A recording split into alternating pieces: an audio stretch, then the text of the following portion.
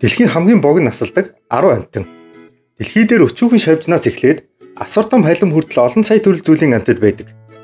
Эдгээр дотор хэдэн 10, хэдэн 100 жилээс эхлээд хэдхэн минут амьдардаг амьтад ч бий. Ингээд дэлхийн хамгийн богино насалдаг 10 амьтны тухай мэдж авцгаая. Жагсаалтын 10 дугаар байр Европын Балт цүгий. Европын Балт цүгий Антарктидаас бусад бүх төвд ургамлын тоос, лав, эрдэс давсыг нааж цаавуудан үүр барьж, өндөглөж, олон зуугаараас сүргэлэн хэсэг бүлээрээ нийлж амьдардаг. Балт цүгий 24-өөс 40 км/цаг хурдтай нисч, далавчаас секундэд 200-аас 250 удаа дэвдэг. Тэднийг дотор нь хатан зүгий, ажилчин зүгий, азарган зүгий гэж 3 ангилж үздэг. Ингээд эхнээс нь довчхон тайлбарлая. Хатан зүгий. Нэг бүлд ихэвчлэн ганц хатан зүгий байдаг боловч хаяа хөгшин залуу 2 хатан зүгий байх нь бий. Тэд арай урт том биетэй, хатгуур болон хорт булчирхаагүй байдаг. Хатан зүгийн өндөг авалтай хүүхэлдэйн үе шатуудыг дамжин нас бие төрөх хүртэл 16 хоног зарцуулдаг. Харин тэдний өндөглөх ашигтай хугацаа нь 2-3 жил, нийтдээ 3-5 жил амьдардаг. Ажилчин зүгий. Тэд харьцангуй жижиг биетэй, хорт булчирхаатай, хурц хатгууртай байдаг. Ажилчин зүгийнүүд үр тогтоох чадваргүй энэ зүгийнүүд бөгөөд үүрээ барих, авгалтай хүүхэлдэйнүүдийг тэжээх, үүрний доторх агаарын чийг, дулаан хүйтнийг тогтмол байлгах, лав ялгаруулах, цуглуулах, гаднаас авч ирсэн балыг эврээж өтгөрүүлэх, бүлээ хамгаалах зэрэг бүх ажлыг хийдэг. Тэд өндөгнөөс эхлээд нас бие хүртэл 21 хоног зарцуулж, зуны улиралд 30-60 хоног, өвөлдөө 8-10 сарын хугацаанд амьдардаг. Азарган зүгий. Тэд бусдаасаа бадрун биетэй, хатгуур болон хорт булчирхаагүй байдаг. Тэд үр тогтоох үүрэгтэй эр зүгийнүүд бөгөөд амьдралдаа ганц л удаа хатан зүгийд үр удмаа үлдээдэг. Тэд үр удмаа үлдээхээс гадна жичирч дулаан ялгаруулах, далавчаараа дивж дулааныг гадагшлуулах зэргээр үүрний дотоод дулааны зохистой хэмжээг барихад ажилчин зүгийнүүдэд тусалдаг. Гэвч азарган зүгийнүүд өөрсдөө хоол олж идэх чадваргүй учраас ажилчин зүгийнүүдээс хамааралтай амьдардаг. Тэгээд ч зогсохгүй өвөл намартай сүргийн хоол тижэл хоортж эхлэхэд ажилчин зүгийнүүд тэднийг үүрнээс хөөж гаргадаг.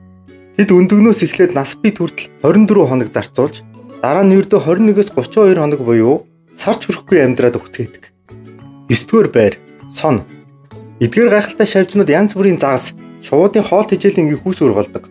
Тэд Антарктидаас бусад бүх төвд ой мод, цэнгэг нуур, цөөрөм, намаг, хорих зэрэг усчиг ихтэй газарт амьдардаг. Дэлхий дээр нийт 7000 орчим төрлийн сон байдаг. Тэд 2.5-аас 13 см урттай, 30 хүрэхгүй грамм жинтэй, 6 хөл, 2 хос буюу 4 далавчтай. Сон ихтэй 57 км/цаг хурдалж 28,000 ширхэгнүүдээр эргэн тойрноо 360 градус харах чадвартай. Тэд шумуул, зарцаа, ялаа гэх мэт шавжаар хоолдог. Бүр өдөрт 30-аас 100 шумуул иддэг тун хэрэгтэй амьтад ажээ. Одоо гол сэдвтээ ороход сон өндгөө усан чахснаас 7 хоногийн дараа өндөг авгалтай болж хуурдаг. Гэвч авгалтай усан дотор 3 жил хүртэл хугацаанд үлддэг. Дараа нь авгалтай уснаас гарч залуу сон мэндэлдэг. Харамсалтай сон ихэвчлэн дөнгөж 7-оос 56 хоног амьдардаг. Гэхдээ зарим төрлийн сон 6 сар хүртэл амьдрах тохиолдолч бий. 8 дугаар байр гэрийн ялаа. Хүн хаан байна, тэнд гэрийн ялаа байдаг. Тэдний гадаад төрх өнгө үзэмжний талаар ярих хэрэггүй биз. Шал, хан, ширээ, хивсгээд хаасайгүй давхарлаж суусан ялаанууд маань нэг удаадаа 75-аас 150 өндгөлдөг бөгөөд ийм ялаа амьдралынхаа туршид нийт 500 хүртэл өндөг гаргадаг. Өндөгнөө 5-аас 14 хоногт авгалтай, 3-аас 10 хоногт хүүхэлдэйн үе шатаа туулж шинэхэн ялаанууд төрдөг.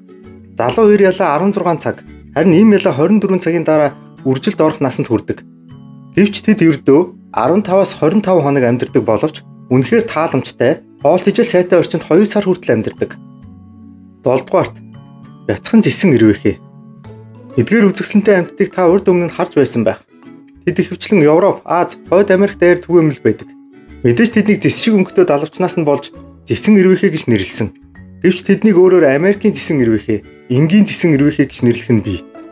Бүх төрлийн ирвэхийн дотроос эр зэсэн ирвэхэнүүд үнэхээр эвс хүчтэйгээр өөрийн газар нутгаа хичээнгүйлэн хамгаалдаг. Бүр тэнгэрт нисч өнгөрөх шууны сүүдрийг хүртэл эзэмшлээсээ гаргахаар оролддог, сүүдэртэй тулдагч өхөөрдөм амьтад юм.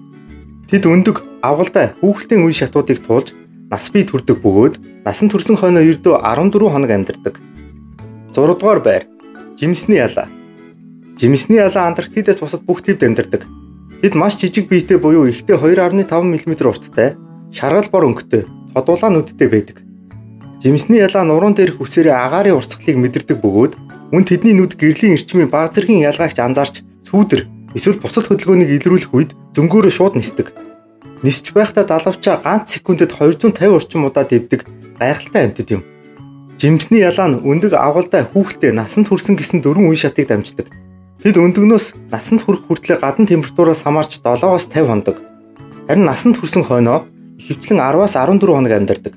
Гэхдээ зарим мэдээллээс харахад таатай нөхцөд 30-аас 50 хоног хүртэл амьдрах боломжтой гэж бичжээ.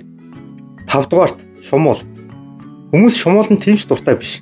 Яагаад гэвэл хазуулсны дараа захтах мэдрэмж үнэхээр онцгүй. Хэрэв та шумууланд хазуулсан бол ир шумуул болон залуу шумуулнууд цус уудаггүй. Харин хоол хүнснийхээ ихэнх хэсгийг ургамлын гаралтай бодисоос авдаг гэдгийг мэдэх хэрэгтэй. Зөвхөн ийм шумуулнууд үр удмаа үлдээхийн тулд цус уудаг бөгөөд цус уусны дараа шууд өндгөлдөг. Тэд амьдралынхаа туршид 100-аас 200 өндөг усанд эсвэл чийгтэй хүрсэн чахдаг. Өндөг усан дотор авгалтай, явандаа пупа буюу авгалтай 2 дугаар үед жилждэг. Ингээд үүний дараа нас бий төрсэн шумуул бий болдог.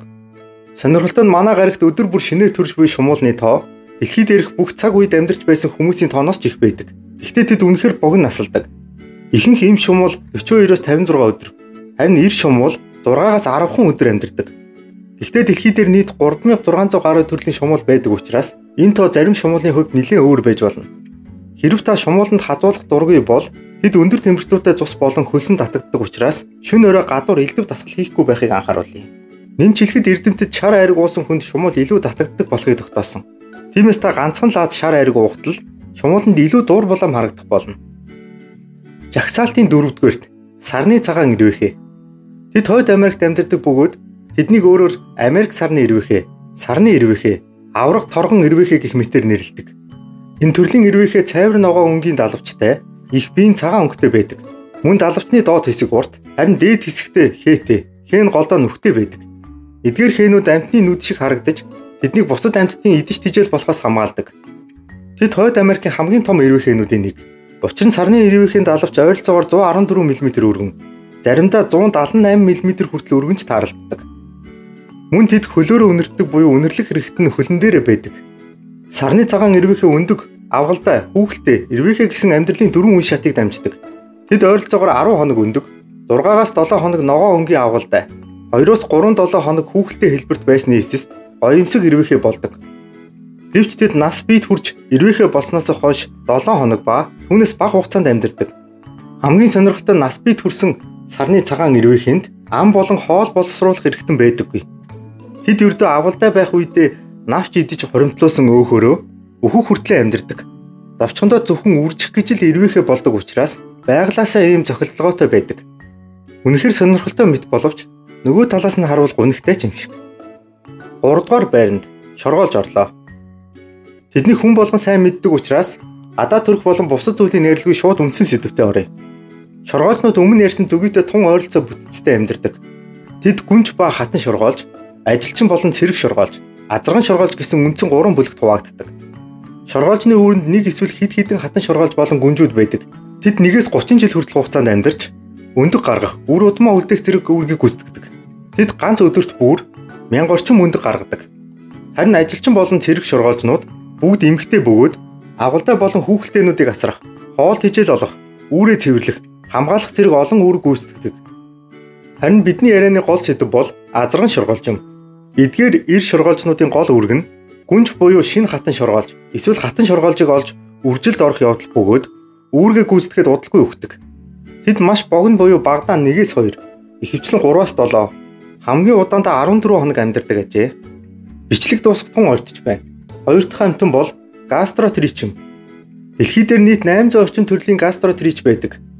Тэдний ихэнх нь далаа тэнгис, цэнгэг ус, мөн элсэрхэг эрэг дагуу элсний ширхэг ба хөрсний тоосонцор хоорондын зай, усны ургамал, амьтдын гаднах бүрхөвчдөр амьдардаг усны бичил сээр нуруугийн амьтад юм. Гэвч маш цөөн төрөл нь хуурай газарт амьдардаг. Мөн гастротричийг өөрөөр өсөрхөг хэвлэе, өсөрхөг нуруу гэж нэрлэдэг бөгөөд тэд ойролцоогоор 0.6-аас 3 мм хэмжээтэй, толгоон хэсэгтэй, тарих мэдрэхүйн эргэтэнтэй, энгийн гэдэс, нөхөн мөрчхүйн эргэтэнтэй, цилиндр биетэй бичил амьтад юм. Гастротрич ердөө 2 өдөрт бэлгийн насанд хүрч ихэвчлэн 3 хоног амьдардаг. Гэхдээ тэдний 800 орчим төрөл зүйлээс зарим нь 21 хүртэл хоног амьдрах нь ч бий. Сүүлийн амьтан буюу дэлхийн хамгийн богино насалдаг амьтан бол өдөрч юм. Өдөрч бол Хойд Америкийн нуур цөөрөм, орхины эргэн тойронд амьдардаг жижиг нисдэг шавж юм. Тэд үнэхээр богино насалдаг амьтад. Тэдний богино амьдрал усан доор эхэлдэг бөгөөд Анх өндөгнөөс агуулгынууд гарч замаг ургамлаар хооллож, мөн усыг цэвэр байхад чухал үүрэг гүйцэтгэдэг. Дараа нь тэд уснаас гарч хүүхэлдээнээс шинэхэн өдөрж мэндэлдэг. Тэд шинээр төрөхдөө амгүй төрдөг. Тиймээс өдөржиг хязгаарлагдмал энергийн нөөцтэй зөвхөн үржих зориулалттай амьд биетүүд гэж ойлгож болно.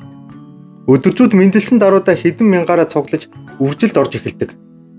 Эр өдөржүүд үржилд орж дуусаад нийтдээ 5 минут амьдраад өгдөг. Харин эм өдөржүүд өндгөө усанд чахахын тулд арай удаан буюу 24 цаг хүртэл амьдардаг. Гэхдээ тэдний богино амьдрал тийм ч амар биш. Бүх амьдралын зорилгоо биелүүлэх чухал мөчөд тэднэр рүү элдв махчин амьтад дайрах нь илбэг. Гэвч тэдний богино боловч эрсдэлтэй амьдралыг тийм амархан үгүй хийж чадахгүй. Усан чахагдсан олон зуун шинэхэн өндөгнүүд, олон зуун шинэ амьдрал. Тийм ээ. Тэд үүргийг гүйцэтгсэн. Тэд өгсөн ч тэдний үргэлжлэл дуусахгүй. Ингээд та бүхэндээ дэлхийн хамгийн богино насалдаг 10 амьтны талаар танилцууллаа. Тэднийг сонгоход бас дараалалд оруулахад маш хэцүү байсан боловч өөрийнхөө зүгээс чадан ядан энэхүү бичлэгийг хийлээ. Эдгээр амьтдыг өндөг, авгалдай, хүүхэлдэйн үе шатуудын тооцоолгүй, нас бий төрсөн буюу эцсийн төлөвтэй хувирсан үеэр нь тооцож дээрх жагсаалтыг гаргалаа. Их болсон байгаль дэлхий, ховорцсон хоордоогүй бүхий л амьтан ургамлаа хайрлан хамгаалъя. Дараагийн бичлэгээр илүү олуулаа уулзцгаая. Таалагдсан бол subscribe дараарай. Бичлэгүүдийг минь байнга үздэг, лайктар сэтгэгдэл бичдэг. Мөн subscribe дарсан бүх хүмүүстээ чин сэтгэлээсээ баярлалаа. It's your birthday. Happy birthday. Happy birthday.